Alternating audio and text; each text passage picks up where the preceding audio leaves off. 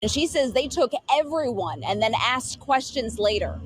They just treated us like we were nothing. Patricia Fisher said she came out to the hallway of her apartment complex on the corner of 75th and South Shore Drive in her nightgown around 10 Monday night, only to find ICE agents yelling police. It was scary because I've never had a gun put in my face. They asked my name and my date of birth and asked me did I have any warrants, and I told them no, I didn't. She said she was then handcuffed and released around 3 a.m.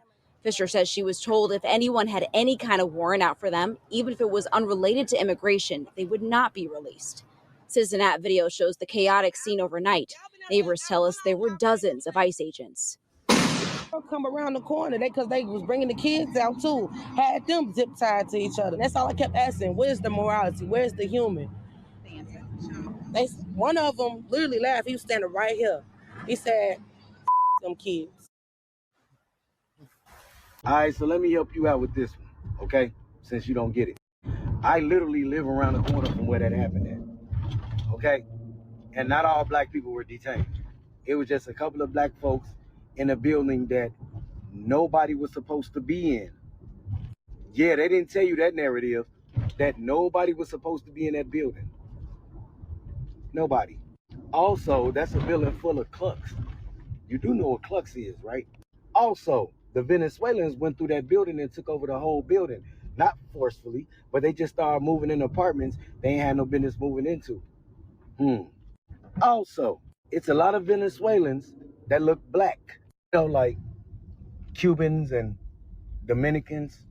All right, y'all. At this point, y'all have really pissed me off, especially you so-called influencers who are taking parts of stories coming out of Chicago and using it for fucking clickbait and engagement.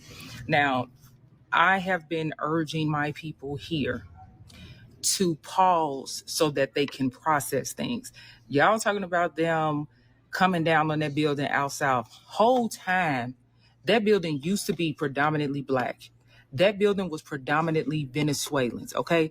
There are people from that neighborhood that have been complaining about that building for a year, okay? They showed y'all broken windows and shit that were already there.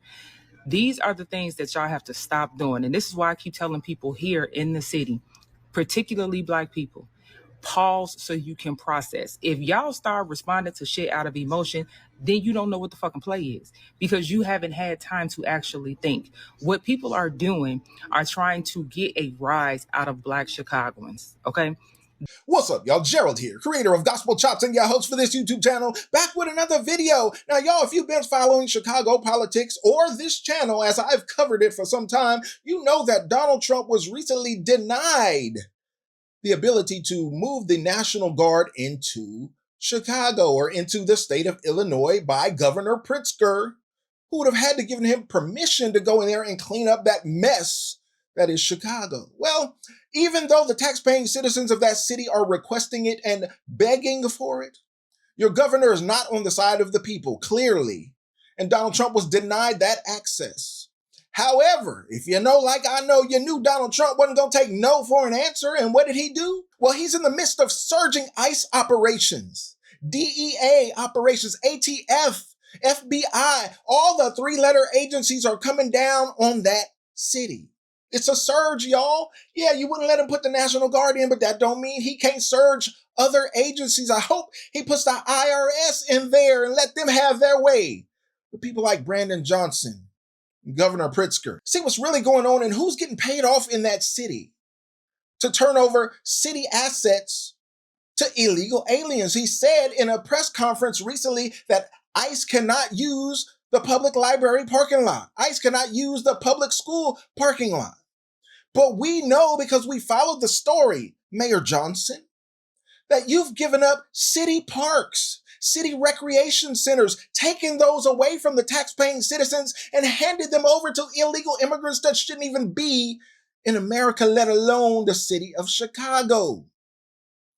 So what is the agenda? What is the play? What are you doing, sir? Mr. Conehead Mayor, what is really going on in this city? We want to know. As Donald Trump surges right in your backyard. I said very candidly that the right wing in this country wants a rematch of the Civil War. I want that to sit in right now, because the President of the United States of America has declared war on the people of Chicago and people across America. That's right. He's more interested in giving billions of dollars to other nations, while farmers in urban cities around this country are literally being destabilized. And so whether it's the legal system, whether it's through executive order, or whether it's through the brave women and men who are serving as rapid responders. We literally have people who are volunteering in this city, on the southwest side, the northwest side, all over this city, to make sure that we're protecting children from being separated from their families. And we're talking about volunteers who are literally putting themselves at risk of being shot and killed by the federal government. And so whether it's the legal system, whether it's our continuous struggle for liberation through organizing, and whether it's through executive action, or whether it's through law, it would be nice if we actually had lawmakers in Washington that would actually hold this president accountable. And if they won't do it, then the city of Chicago will, using every single tool that's available. I find it interesting that the mayor tries to deflect from what's really going on in that city and saying that Donald Trump wants war with the citizenry of Chicago. Now, if you know like I know and you followed the Trump administration, you know that is not the case. Now, Trump may want war, but it's not with the people of Chicago. It's with the administration and the leadership and the government of that city and that state. I think it's fair to say that they want war as well. That's why they are rebuffing him at every turn. But they both have armies of lawyers, and they're going to go back and forth. And they're going to find that Donald Trump has certain authorities even within that state, even within that city. And he's going to exercise them. He's going to lean into those aspects of his authority. And Mayor Johnson's going to lose in the end. But just like you would expect from a conehead mayor, he gonna go down kicking and screaming. I listened to some YouTubers repeatedly beat the drum of civil war. And until now, I've been hesitant to lean into that or even to believe it. But when you have governmental factions fighting against other governmental factions, well, I don't know what else you could call it. ICE agents were in that city and they came under attack. The Chicago Police Department, in a reflective action, dispatched officers to help, and someone called them back and said, we're not doing that. We're not helping ICE officers. We're not helping the feds. If they get in trouble in the city, then that's on them. Well, can you imagine the kind of trouble, the kind of danger that creates within that city when you got people who are crazy enough to step out, to pop out on the feds, cause problems, and they say, hey, we need backup, and nobody responds. Kind of sounds like the same response that the citizens get when they call shootings and robberies and carjackings and things of that nature in Chicago, and it take y'all an hour, 2 hours to show up. I believe it was Flavor Flav wrote a song one time with Public Enemy, said 911 is a joke. Chicagoans know it all too well. He said, well, I called 911 a long time ago. Don't you see how late they're reacting? As funny as he was, as comical as he was, there was a whole lot of truth into what he said.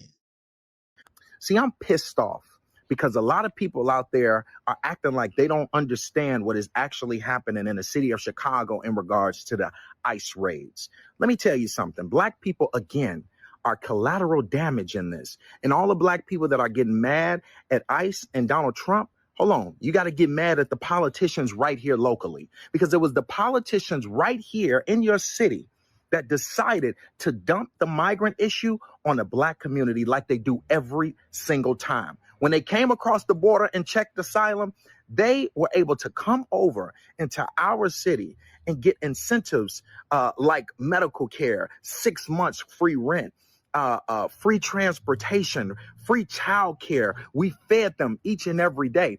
And those people that they were giving assistance to, they didn't go up to the north side and to the white community. All of the people out there protesting that are white, they didn't open up their doors for them, and they didn't want none of the shelters on their neighborhood. Guess where they opened up the shelters? In the black community. Those same school buildings that they shut down in 2013 that were educating black kids, they took those school buildings and they made them migrant shelters. And then they gave over $700 million to a company out in Florida to manage those shelters. They took the buildings that you've been asking for to be developed and build new housing, and they made them into migrant homes, giving them 6 months of free rent.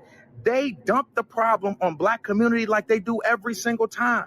When it was George Floyd riots, they closed downtown and pushed people to loot into the neighborhoods because they knew that people didn't care. Where was all the people right now?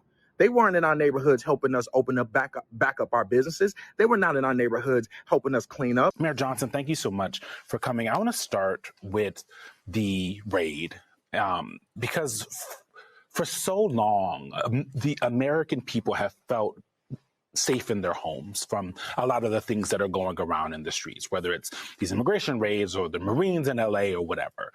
But this is coming to the front doorsteps of people in your community, in your city, who are American citizens, who no evidence has been shown that they are a part of Trinidad or even any of the other folks that were in that building a part of that. Talk a little bit about what it is like for the people in that apartment building to feel so under siege.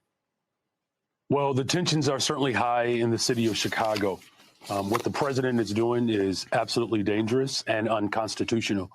But our position is clear. We're going to remain resolved and firm in our position to protect the rights of all of our residents. What you are describing is something that we have been warning about for some time, that there are a number of people, including the President of the United States of America, that have decided to declare war on poor people and on working people across the country. And this raid that you are describing was on the south side of Chicago, where Black folks live. And it is evident that this is not about safety. It's not about deportation. This is about the President of the United States of America and his kind that are looking to stoke and foment chaos and fear within our streets of cities across America. But we're going to remain firm and we're going to fight back against this tyranny. We're hearing from a lot of rank-and-file Chicago cops who say that they are outraged that they were ordered to stand down after federal agents were attacked. The communication for the stand down appears to have come from the chief of patrol himself over the communications platform with the Office of Emergency Management and Communication, reading very clearly, no units will respond to this. Multiple police sources have confirmed that that message is authentic, and it is backed up by audio of the stand-down order. So the chief of patrol clear everybody up. We're not responding over there. All right, and 999, just to confirm, 39th Police in Kedzie, they were saying that they were being surrounded by that large crowd, and they were requesting the police were not sending. I'm waving off all the cars heading to 39th Police in Kedzie. Again, those are the orders we're being given. Now, the official statement from Chicago Police Department reads, CPD responded to the scene to document the incident. CPD officers were also on the scene to maintain public safety and traffic control. It happened in Brighton Park. The scene was triggered when two individuals allegedly rammed a Border Patrol vehicle with their cars. Border Patrol agents shot the driver of one of the allegedly attacking vehicles. The drivers are now charged federally, but the incident triggered a riot. That's when the calls for help went out. Now, Chicago Mayor Brandon Johnson just moments ago dodged questions about whether that order tracks back to him, but he says he doubts the narrative of the Border Patrol agents. They claimed it was defensive fire. But frankly, we cannot trust anything that comes out of the administration. We have a rogue, reckless group of heavily armed mass individuals roaming throughout our city that are not accountable to the people of Chicago. Their actions put all Chicagoans at risk.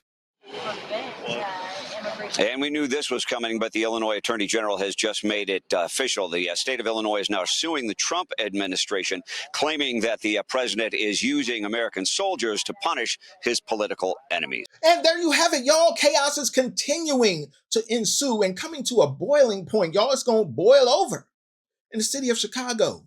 The citizens have had enough. But the mayor wants to fight. The governor wants to fight. Not because they feel like they're right, but because they feel like everything Trump does is wrong. And yet the people continue to get shot every weekend. People continue to get robbed every weekend, every day in that city. There's another story of crime on the rise as they want to tell you, oh, well, crime is down compared to the 70s.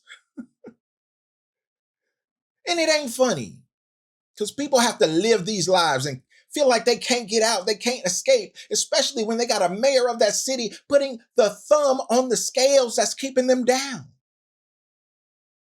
And yet here I am from the West Coast wishing the feds the best of luck. Get in there, clean it up, do what you got to do. Some of them Pookies and Ray Rays got to be cleaned up, got to be eradicated from the streets. And as you saw from that story, some of the illegals got to be deported from that city. They have taken over abandoned buildings. Taken over. And Mayor Johnson wants you to believe everything is okay. They done moved in, set up shop. They haven't DoorDash delivered to abandoned buildings because they got EBT cards where they can order whatever they want. Y'all, it's a whole mess, a political mess, a political civil war that we find ourselves in 2025. Y'all better stay prayerful. Y'all better stay alert. Keep your head on a swivel because it's going down in Chicago. National Guard or not, there are other means to apply pressure, and Donald Trump seems intent on doing just that. Y'all let me know what you think about this in the comments. I'd love to know your thoughts. And don't forget to like the video, subscribe to the channel, and share the video so we can get more people involved in the conversation, y'all. And like I always say, always remember and never forget, without the gospel, it's just chops. Until next time, peace.